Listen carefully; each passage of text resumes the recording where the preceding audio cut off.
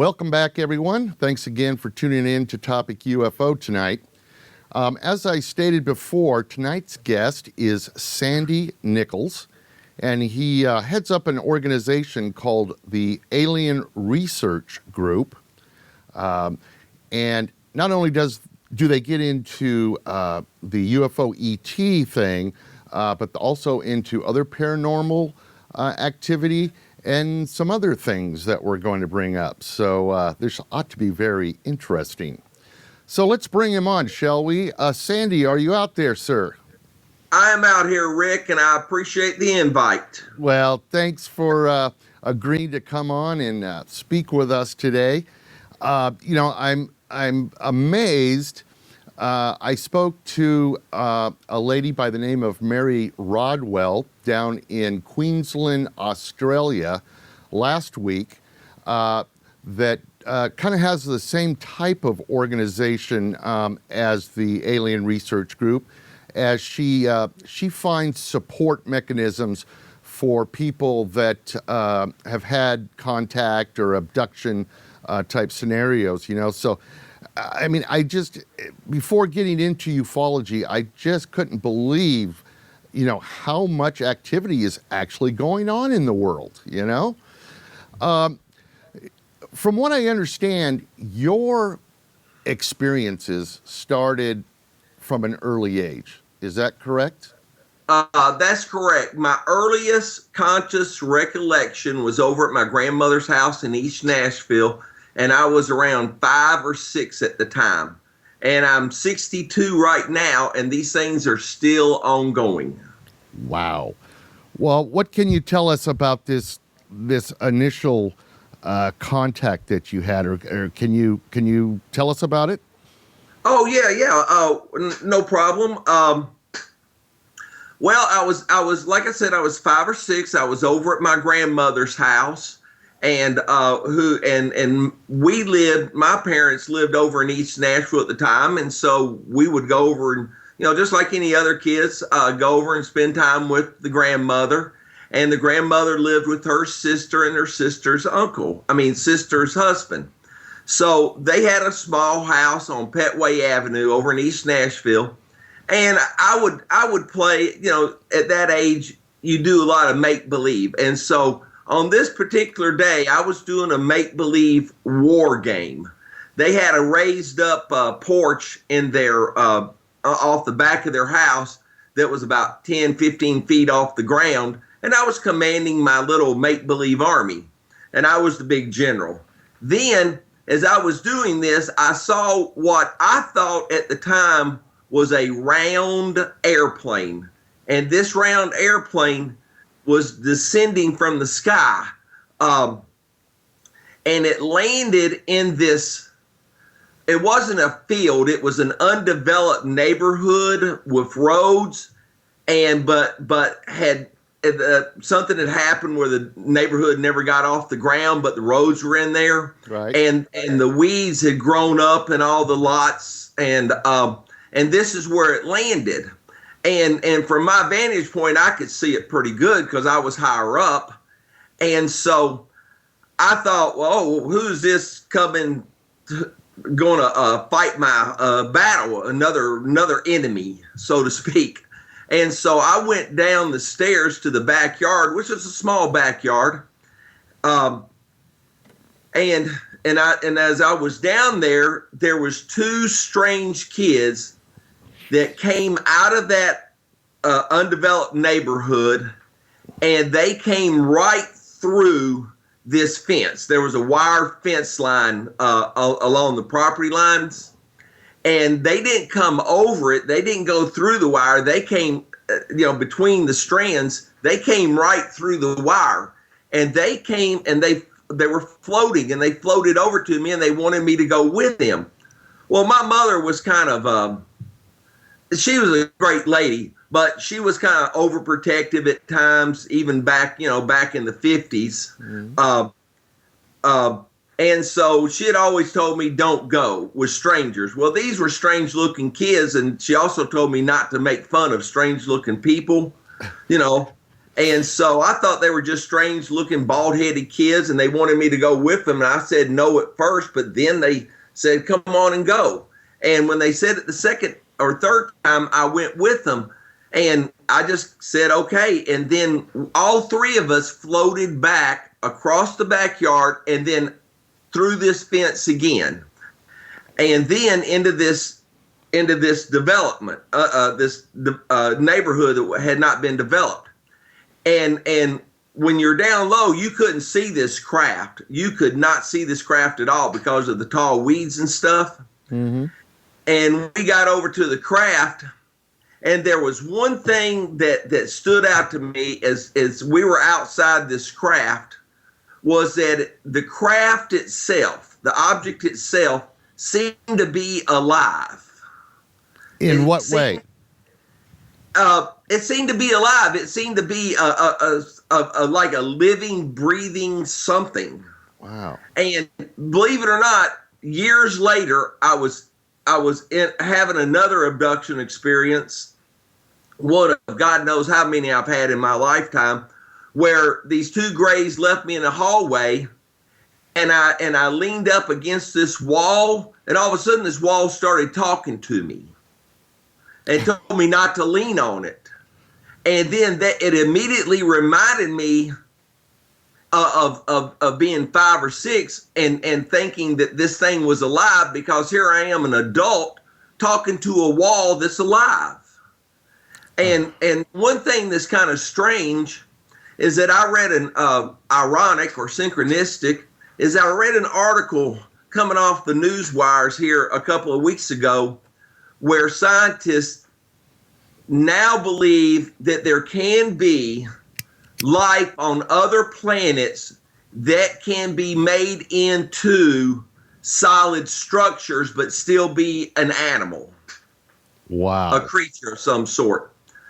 Well, anyway, back to my story there is that I don't know how I got on the craft, but the next thing I know, I'm on the craft and standing in front of this doorway. And as I look in this doorway into this other room, the room is dim, but you can still see in there. It's like low lighting. But the hallway I'm in is very bright. Now, the light in the hallway, for some reason, does not shine in to the room with the low lighting. This bright light stops at the door. It's a manipulation of light or somehow. So they took me into this room, and there was a table in there, and there was all kinds of other kids. There was 30 other kids in there, my age and up to about 10. And we were all they were all playing, what I called playing at the time, with what I called toys. And I was, and for some reason, I knew to go over to this table, because on this table were 3 toys, and I was supposed to play with those toys. Well, the first one was like a ball, a little bit bigger than a softball, and I could take this ball in my hand. And you know what was very strange about it was that I knew what to do with these toys, even though at the time I thought, well, this is the first time I'm seeing them, but I knew what to do with them. So I picked up this ball and I threw it across this room, and this ball went all the way across the other side of the room and stopped before it hit the other wall, and then came back to me and stopped right before it got to my hand and gently floated into my hand. Whoa. Now, that was the first toy. The second toy was like the early fiber optics toys that we had that they were selling, that, you know, the fiber optic wand sticking out of the little plastic tube. Yep. That was powered by 2 little batteries. Right, like a flashlight thing. Yeah, like a flashlight thing, and you could shake it and you could see the different colors. This was very similar, except for when you shook it, this light that's on the end of the fiber optic lines were actually in the air. So you take it from the left to the right, you would leave you put your toy, you have your toy in the hand and you move it across the sky like that, and it would leave a trail of lights in the air. and then they would gradually dissipate after a couple of seconds. And that reminded me very much of when they came out with the fiber optic toys for kids, human kids and everything. I'm going, man, this looks so similar. But I couldn't. I've even bought one to see if I could get the darn thing to leave a light trail in the air. And I'm going, oh, not with this toy. The third toy. Do you remember when the NASA space program came out? And they were talking about gyroscopes and stuff. And they had this little gyroscope wheel that was red that had two little points on the end of it, like a wheel. Yep. That ran along a little wire track that you held in your hand, and you could just go up and down with it, and it would spin. Yeah, they were called wheelos. Yeah. Well, this was similar, but without the little wire track. Okay. This was like the wheel only. And you could take this object, this wheel, and I could hold it in my hand and I could literally think about it spinning. And it would start spinning. And then as it was spinning, it stood upright on one of its axes. Then I could get it to fly, and I was flying it around this room. Well, being a little kid, I kind of buzzed a couple of other little kids that were playing with other little toys. And then the next thing I know, this toy, without me even doing anything, was back on the table. And I'm going, uh-oh. And there was instead of being a small, funny-looking kid, now there was a funny-looking adult standing next to me that I had not seen in that room. And he looked at me, and not in the way we're talking, but in this telepathic way. He said, "This is not a toy. This is for you to learn." Ah. And I'm going, and years later, I remember those words. Years later, I began to wonder, okay, maybe that's how come I knew what to do with these toys, because I had been there before. It's sort of like the Whitley Strieber secret school type of thing. Yeah. Now, let me ask you, though, when you said there were all these kids in there, these were all alien kids? No, these were human kids. They were all kids just like me. And there was like about 25 or 30 of them in this room. And all the kids were separate, doing their own thing, just like I was at this table with these three toys, what I called toys at the time. And then there would be these other kids, and they were doing other things.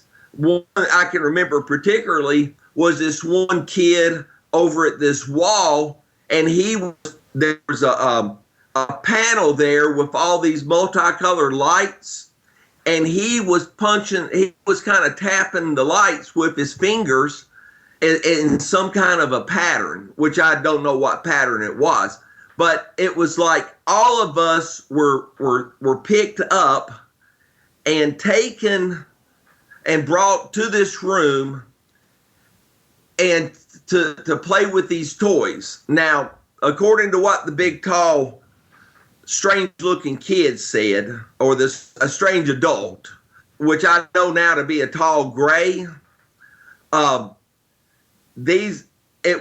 there were toys to us at that age, but apparently they were also things that we were supposed to learn. Unbelievable. So when did this alien research group, can you quickly kind of tell us about that? Because after that, I want to talk about your latest incident or sighting. Okay. It was back in 1996. that it became almost to a point where I could not deny this stuff was happening. And so for about 6 months, I flirted with going to see a psychologist or a psychiatrist to find out what was with the crazy dreams, because I had gone into big time denial of this stuff. And knowing that they were still going on, but in denial as well, that will drive you crazy, because it's two opposing forces going against you. Mm-hmm. So I finally went to see a psychiatrist. I talked to her about the fourth session with her. I asked her for some regressive hypnosis, and people better, if they do that, they better be prepared for it, because it's not a happy experience at first. Because once they open that door, all these memories are trying to get out of the door. Mm-hmm. So this went on, and I had to deal with all this new information coming in, and then I was having flashbacks, the whole 9 yards. Then one night, I'm out on my back porch over in Brentwood at the house over there, different from where I live now, and I'm smoking a cigarette, and then all of a sudden something hit me that said, start up a group. And it was to help people. And was the main function that I started up ARG, is to help people, because people had helped me. I began to network. I got my first computer in 96, and I met other people online, and they were having similar experiences, so that helped me. And then I said, let me make this like a network to where people can contact me, and I will try to find them the help as such that I went through. And that's how ARG got started. And then as a abduction support network. And then these other aspects of the paranormal came in to where it's weird. People who have straight ghost experiences usually are not abductees, but a good number of abductees have ghost-like experiences, ghost experiences. So it's sort of like they're all interrelated. Now, do you think that's because there's some type of possible interdimensional thing going on, or? Well, I think it's a combination of things. Interdimensional. See, I'm a firm believer that these aliens, let me put it this way, I'm a firm believer, I hadn't written it down in stone, but my evidence is showing that these beings are coming from other planets. I know there's other people who say they're interdimensional, some say they're devils, demons, and that's fine for whatever somebody wants to believe. Now, I think that the people who have like ghost experiences, but who are also abductees, I think the reason the ghosts are attracted to them is because of the energy level. There's got to be something about us abductees that makes the aliens, whoever they are, come and get us to do what they do to us. And so if part of that is our high energy, then ghosts are attracted to us as well, because I mean, it's just like when we do ghost investigations, we have to take out batteries. We have to take extra batteries because the ghosts and spirits will actually drain our batteries. Mm-hmm. And so if they can use us. So when you do ghost investigations or any type of investigations I do, I have to kind of put a block around myself of white light so that I don't get drained so much. I know that your group does paranormal investigations, also things like Bigfoot and ghosts and all of that. But you have recently seen something that is truly, truly bizarre. And I believe you refer to it as Stickman. Can you tell us about Stickman? Well, there's a legend up in the Washington State area from the Indians about a creature they known as Stickman that is, and the reason it's called a Stickman because it looks like a stick. It is rail thin, but with a bigger head. That you look and you wonder how the head, being bigger, can fit on such a skinny frame. And back during the fall, well, actually late summer of last year, I was waiting on some friends to come over, and it was right at dusk, and I saw this creature that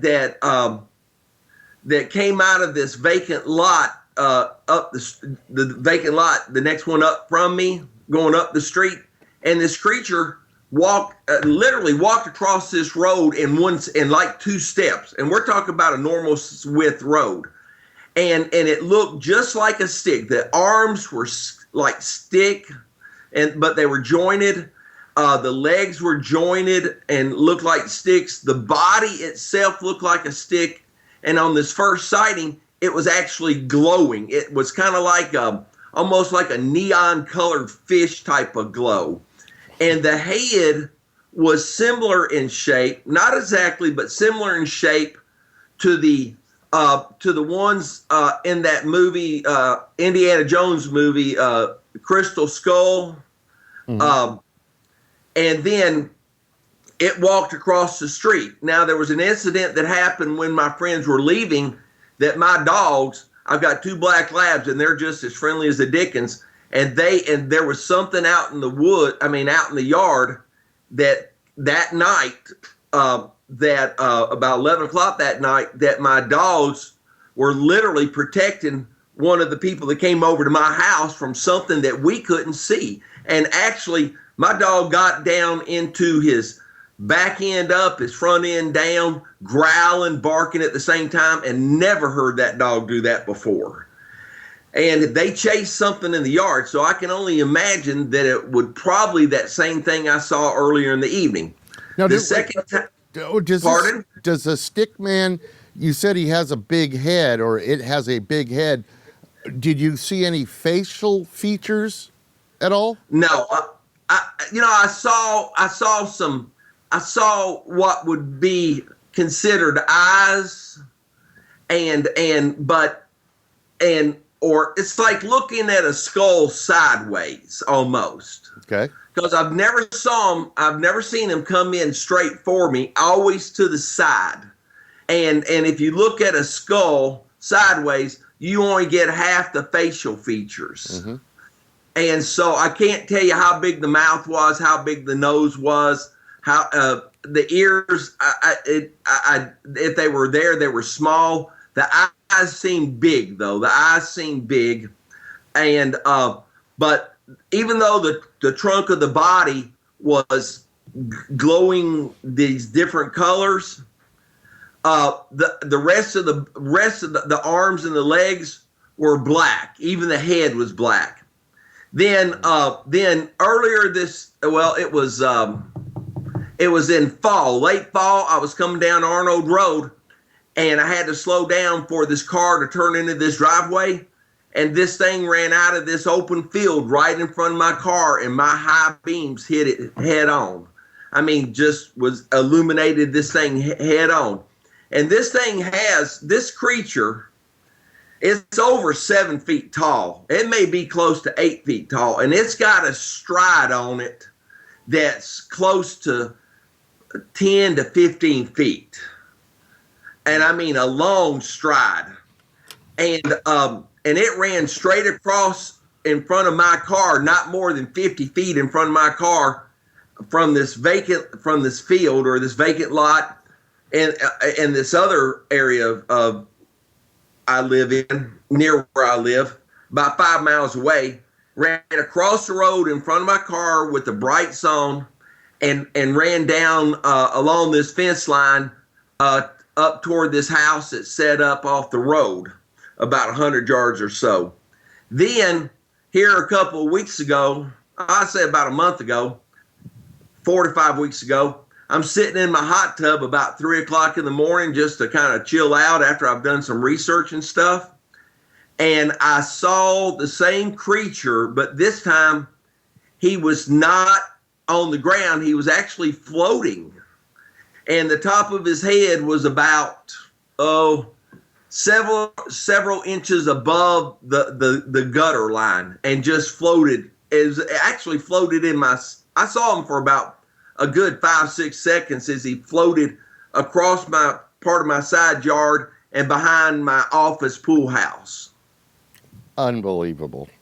Well, Yeah. I tell you, Sandy, unfortunately, we are just dead out of time, but I definitely would like to have you back on and talk some more about this Stickman and Mothman and some of this other paranormal stuff that you're involved in. Now, I take it people can reach you through your website, alienresearchgroup.com, correct? That's correct. All right. And so if they have any inkling that they may be a contactee or have been abducted, or they're not sure they have, they could reach out to you, and either you or somebody you could refer them to could help them, huh? Absolutely, and they could tell me UFO sightings or ghost sightings or anything like that. All right. Very good. Well, Sandy, thanks so much. I appreciate you taking the time speaking with us. You obviously have a lot more that we could talk about, so we'll have to have you back on for a second go around. Well, Rick, I appreciate the invite, and it's been my pleasure. Always happy to share with people. All right, Sandy. Well, you listen. You have a good evening, and we'll be staying in touch. Okay, thank you, Rick. Bye bye. Bye bye.